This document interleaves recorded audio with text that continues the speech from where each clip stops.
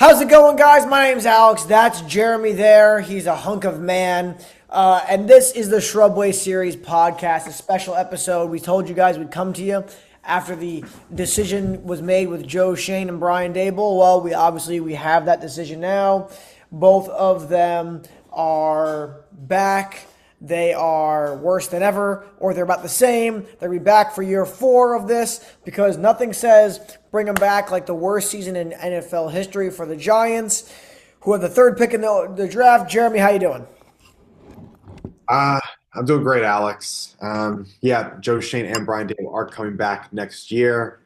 That's definitely going to, brings up a lot of questions from reporters. From a reporter's standpoint, they kind of feel like, well, why, you're bringing them back. Why are you bringing them back? You're saying you have all this talent, but you only win 3 games this year. And John Mayer, obviously, he is saying on record that he will take the heat if they happen to have a season similar to this year next year if it goes horribly. Correct. Yep. Correct. So, Jeremy, look, we're going to make this an abridged podcast, people. There's about 1,000 different podcasts out there just today alone about the fact they brought back Schoen and Daboll. I want to talk about Joe Schoen first, Jeremy. I want to talk about the most important thing as a GM you could do is build a roster, right? Draft well. Draft well, sign in free agency, make trades. I think his trades in general have been pretty good. The Darren Waller trade, right? People sometimes point to it and go, that was a bad trade, but you're giving up a top 100 pick for somebody who would have given you an offensive weapon. And let's not be revisionist. In 2022, yes, the Giants made the playoffs. However, they had no real threats on offense. Darius Slayton, love you. Isaiah Hodgins, love what you did for us that season. But there was no big threat, and that's what Darren Waller brought to us, right? So, Jeremy, I want to go through a couple of drafts here with you. Obviously, the 2024 draft class looks great, but we overvalue drafts in the moment. So this is Joe Schoen's first draft, okay? And I will forgive him for his first round because everybody thought that Thibodeau and Neal at 5 and 7 was a great pick, okay? So I will forgive him for that. Right, I will forgive him for maybe not so much Deontay Banks, but I'll forgive him for those 2 picks. Okay. Then in the second round, pick 43, Wan'Dale Robinson. 3rd round, Josh Azu at 67, Cordell Flott at 81, Daniel Bellinger and Dane Beltman in the 4th round at 112 and 114, respectively, followed by 3 5th-round picks, Micah McFadden, DJ Davidson, Marcus McKeithen at 146, 47, and 173. And the last pick they made in that draft was Darian Beavers at number 182, 6th-round pick. Of those players, Jeremy, 4, 5 of them see playing time, Thibodeau being a starter, Wan'Dale Robinson probably being a little overused, and Micah McFadden, right? Micah McFadden is obviously a steal there, but I believe, if I'm not mistaken, let me count this, 1, 2, 3, 4, 5, 6, 7, 8, 9, 10, 11 picks in that draft. If you went 3 for 11 in your first draft, you're never going to have that much draft capital again, Joe Schoen. I mean, that's horrible. That's abysmal. 2 top 10 picks, of which one of them is an unplayable tackle, and one of them is like a slightly above average edge rusher. I mean, come on. There's that. Jeremy, before I get to the next draft class here, I want to tell you that today's episode is sponsored by Tommy Cutlets, the Beagle. His 2023 draft class, Deontay Banks, John Michael Smith, Jalen Hyatt, Eric Gray, Trey Hawkins, Jordan Riley, and Javarius Owens. None of them are good players, right? Deontay Banks. What about Alex? So I think you were talking from 2 years ago with Daniel Bellinger. I think that, I don't know if you mentioned him as another player that has seen playing time. Mm-hmm. I mean, he has seen more playing time at certain points than not. And also, I don't know if it's worth noting, like Theo Johnson hasn't really seen the field in the second half of the season all that. I've seen a lot more. Jeremy. He's on IR. He is on IR, so hopefully he'll be back healthy next year. My mistake, my brain fart there. But Daniel Bellinger, of course, is filling in, is one of those players that they did draft, in the last couple seasons that has seen playing time out of those players that they've drafted. But as as you've noted, they have seen many of them who have not seen any playing time. 3 out of 11 is horrible. That is not good on Joe Schoen's part. Correct. And look, if we look at if we're looking at Bellinger, right? His career stats, his targets has gone down. Makes sense. They had Waller last year and they had Theo this year, right?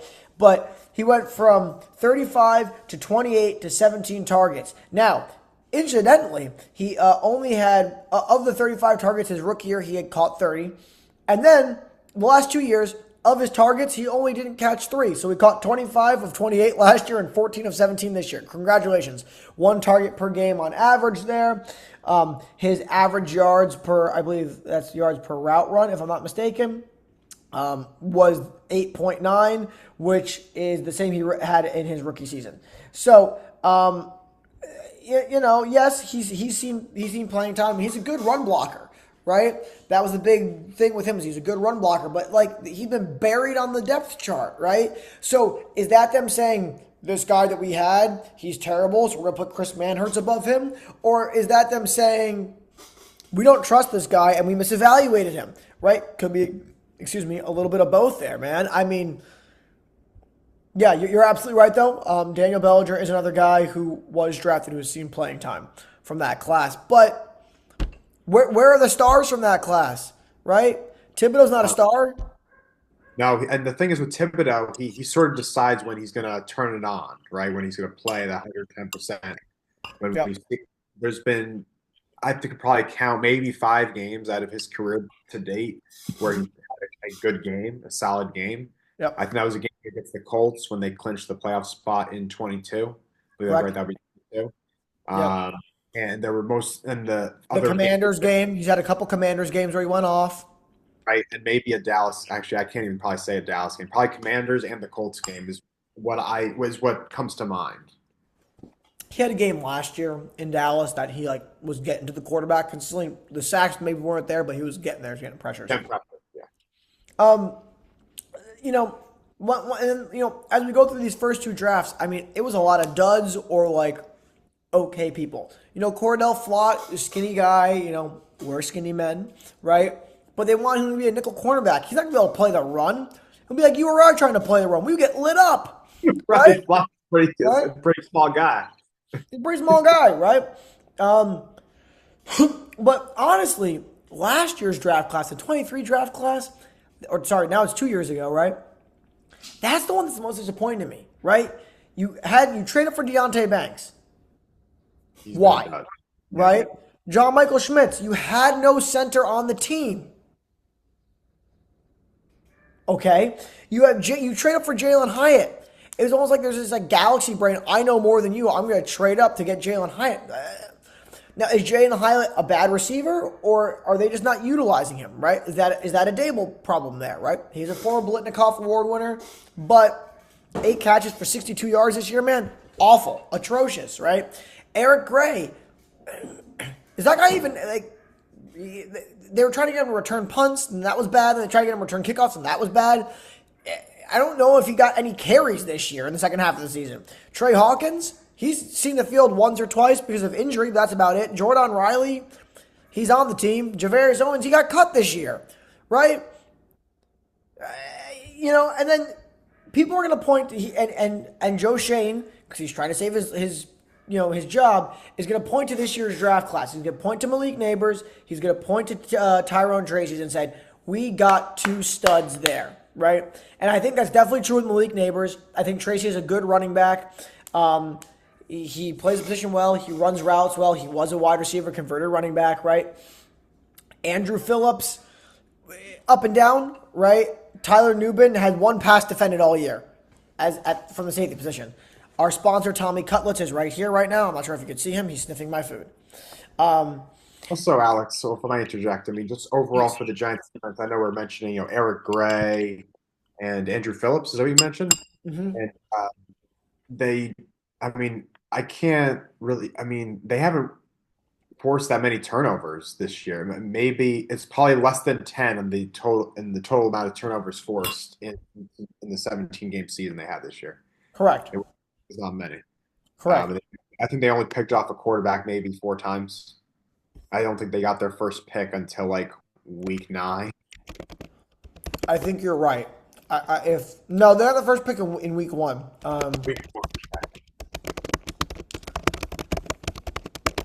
Yeah, Let's they're say out hold there. on. So, I mean, that's important to note, and that maybe they gotta, hopefully then Joe Shane hits on one of these cornerbacks or safeties this coming draft in Yep. 2025. Jeremy, to give you an idea real quick from StatMuse, the Giants had 15 turnovers this season. 15, right? I believe 15. Okay, never mind. five interceptions. 10 fumbles. Um, and I believe then the other ones would have been fumbles, but that seems a bit high. Um, yeah, opponent turnovers were 15. There was 10 opponent lost fumbles and then 10 opponent interceptions here. Um, you know, Jeremy, you go back and forth on this. You and I talked about this earlier today. They've got about $50 million, $54 million, almost 55 in cap space for next year, which is great.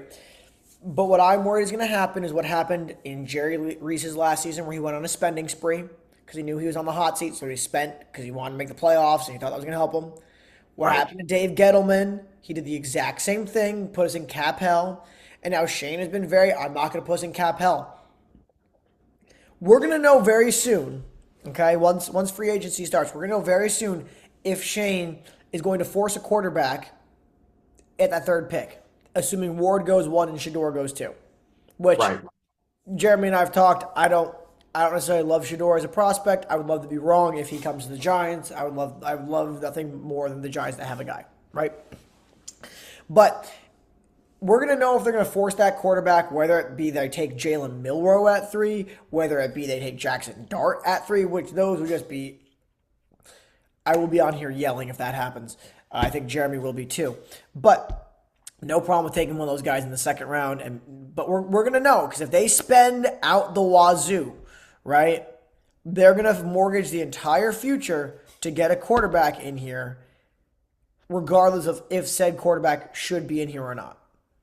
Right. Exactly, Alex. And another thing that just came to my mind about Evan Neal, who they also drafted not too long ago. Was that this past draft, Alex? I can't. I think that was the 24 draft or the 23 draft. But they do need to get somebody else in there to protect that quarterback who's going to be starting week 1 to to be better than how he's performed, and then Yeah. hopefully Andrew Thomas comes back healthy next year. Well, Evan Neal was the 22 draft. He was taken 7th So, overall, right?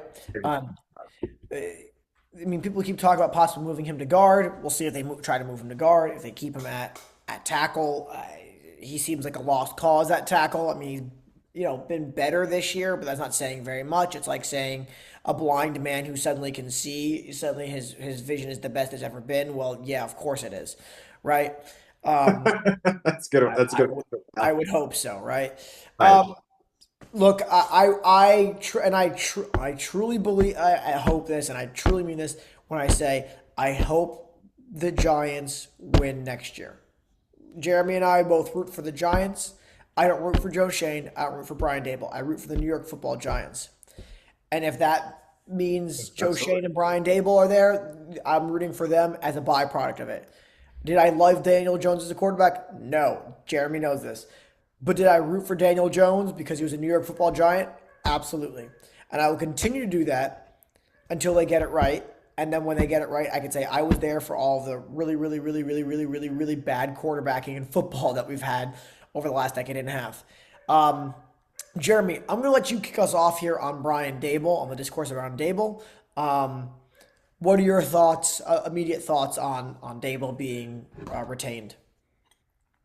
I think that in my gut feeling feels that that makes the most sense for them to do that, for him to come back. And obviously, Joe Shane, you're not gonna really fire one and not the other. So they knew that they were gonna bring back Joe Shane. So I do agree with Brian Dable staying put as the head coach Mhm. of the football Giants, and hopefully, I think I hope, or actually not even hope. I think that he is going to turn around this franchise next season. They're going to bring in some better talent, bring in a better quarterback who's going to be able to be a little bit more mobile, more athletic than what we've seen previously, and is going to. I think you're going to see a drastic improvement Mhm. next year. And hopefully, that turns out to be a postseason berth. Mhm. That's my thought on the onset, on the Yeah. outset. My hope is that if they do bring a new quarterback in, I mean, obviously they have to. The only quarterback apparently they still have under contract for next year is the Cutlet himself. But I think we He's all rational people know yeah, he ain't it, right? Um, Obviously they're going to need to bring in some competition. They're going to bring in a vet. I would doubt it if they. I would be shocked if they don't sign a vet and then draft a rookie, whether that's at 3 or at 34 because they'll have the second pick in the second round, or at whatever the first pick of the third round is because that's where they're going to be picking there. right. And now, Alex, now that you talk about a vet, maybe, what do you think about now? I mean, Sam Darnold did not have a good game yesterday in his game against Detroit. Mm-hmm. Would you still feel, even following that performance, it was not a good performance? He's had a great year, so should that one game define him as a quarterback? Is he still somebody who's worthy being a starting quarterback on their roster? And obviously, he's gonna have another opportunity against the Rams. Oh, Go you're ahead. talking about for the Vikings? Right. Yeah, For the Giants. You know, yeah. if Look, the Giants are not going to allocate $50 million in cap space to Sam Darnold, which is what he's going to command this right. offseason. It's not going to happen. Now, if in the La La Land he wants to come to the Giants, which he's going to want to probably go somewhere where he can compete still. He's not going to want to go back to like the Jets, right? He's not going to want to go back to the Giants, which are like the Jets. He's not going to want to go, Tennessee, right? Or Vegas. He wants to go someplace where he can win, right? I don't think he's leaving Minnesota. And I think what's going to happen in Minnesota, one of two things. Jeremy sent me a message a couple weeks ago saying the Vikings may trade JJ to the Giants. I doubt that's going to happen, or they may trade JJ in general. What I think is going to happen, I mean, that is possible. What I think is more likely is we're going to have a Jordan Love, Aaron Rodgers situation, Brett Favre, Aaron Rodgers. And you know what? If Sam Darnold thinks to join up next year, guess what? They'll just move right over to JJ, right? But this gives JJ more time to learn and process and this, that, and the other thing. Apart from his ACL as well. Yeah, and so yeah, he still could be a starter for the Giants. Absolutely. I think it would be stupid to say this one game is the reason why we can or can't have this guy as our quarterback. Cough, cough, Dave Gettleman. Cough, cough, Eli Manning, Philadelphia Eagles game back in, what was that, 2018, whatever it was, right? As much as I love Eli, Jeremy loves Eli, it was time. Don't lie to yourself when you have Josh Allen and Lamar Jackson sitting on the table. Anyway, I don't know that there is that in this draft. Okay. So, yeah, Sam Darnold, sure, I think he's an option, but they're not going to sign him for $50 million. I think more realistically, what we're looking at is Justin Fields, who will be able to win some games. You know, he's athletic. He's got a big arm. He hasn't processed very well. Maybe Daboll can get through to him and get him to process better. You know, Maybe it has to do something with scheme. Maybe the scheme in Chicago was just not fitting in Pittsburgh. Who knows? correct. Yeah, and we saw he played pretty well in Pittsburgh for the first, 6 weeks or so, right? Perhaps it's Carson Wentz, which after yesterday is not a name that anybody is going to be super excited about, except for Tommy here. Remember the sponsor of our video, Tommy Cutlet's the Beagle. Um, who knows? We'll have to kind of see where things are going. I mean, Jimmy Garoppolo could be here, which that's not a name that really excites you, but it's the reality of where the Giants are right now, right? Hey, he had a good Week 18 performance for the Rams. That's right. Perhaps what the Giants end up doing in the draft is they trade back, they accrue a bunch of draft capital, they build a really good roster. They trade back again, get maybe another pick for next year, and they build up a really good roster. Maybe they draft like Jalen Milroe in the second round, a Jackson Dart in the second round, whoever it might be, right? And then they give them some run at quarterback this year, and if they're absolute dookie, then they move on from him next year and draft Arch Manning or Nuss, whatever his name is, from LSU, or that's right, or whomever, right? That would be my thought process. Is you want to make sure that going into next year you don't mortgage your future to try and move up one or two spots and then you end up in the same spot where the Carolina Panthers were, where they were drafting first that next year, but they don't have Bryce Young under center. Instead, they have Shador Sanders or Cam Ward, who hopefully one of them pans out for their sakes. Hopefully both of them pan out, right? Um, Yeah, but absolutely. yeah. Other Okay. thoughts, Jeremy?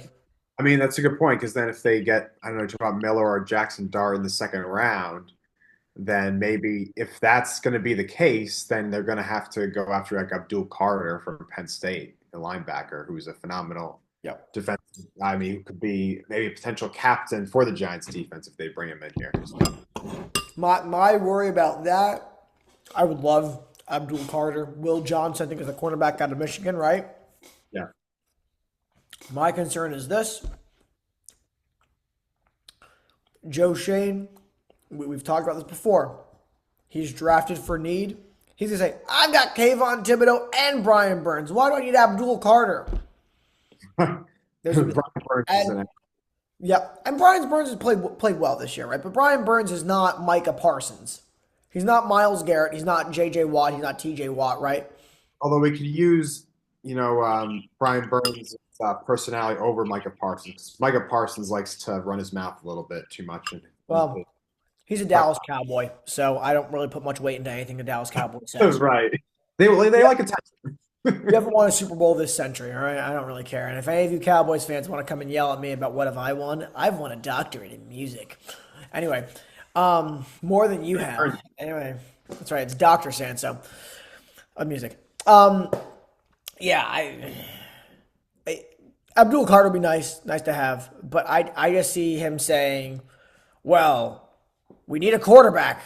So we're going to invest all of our resources into getting a quarterback, and he's going to force somebody at 3. Or he's going to force a trade up to the point where it's like, okay, well, now you're filling gaps with free agency, and the gaps you're filling in free agency ain't great. Right. I mean, yeah, it's a fair analysis, Alex. I mean, that's true. You don't want to force any player onto your team at all, let alone your quarterback, which obviously a quarterback in this day and age is the most important position on your team. Yep. So you really gotta obviously think through what quarterback you're going to be bringing in here to be the starter day one. That's right. Well, Jeremy and viewers, if you've made it this far, please drop a comment down below. I saw somebody said Jeremy really is the hot one out of the two of us yesterday. That may have been me. Drop a comment down below. Leave us a like. Give us a rating. We'd really appreciate it. Consider subscribing if you're at this point. If you subscribe, I will have Tommy Cutlets personally FaceTime you. If that's something you really desire, just drop a comment below and we'll make it happen. All right. Cost you nothing. It helps us out. Tell your friends to check out the Shrubway series. We really appreciate it. We'll be back with you. I'm guessing on Thursday with we should hopefully know more about what's going on with the Giants coordinators at that point. Perhaps there will be another baseball signing.